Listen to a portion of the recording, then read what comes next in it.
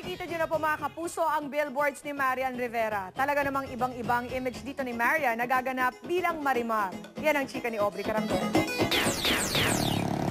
Ito ang pinakabagong atraksyon sa kahabaan ng EDSA, ang mga agaw-atensyong billboards ni Marian Rivera bilang si Marimar. Nagkaroon ng unveiling ng mga giant billboard kahapon sa programang Showbiz Central sa pangunguna ni Marian at Dingdong Dantes. 1, 2, 3. Ayan na.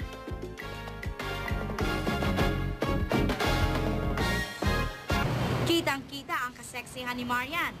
Sa isang billboard naman, kasama niya ang leading man na si Dingdong na sexy rin. Ang mga napapadaan, napapatigil. Pwede, bagay na bagay talaga sa kanya.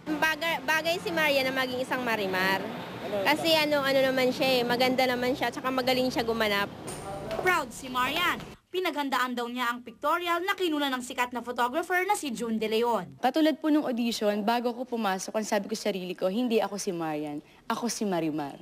So dun sa pictorial namin, sinabi ko din na, ako si Talia dito, ako si Marimar. So, Aubrey Carambel updated sa Showbiz Happenings.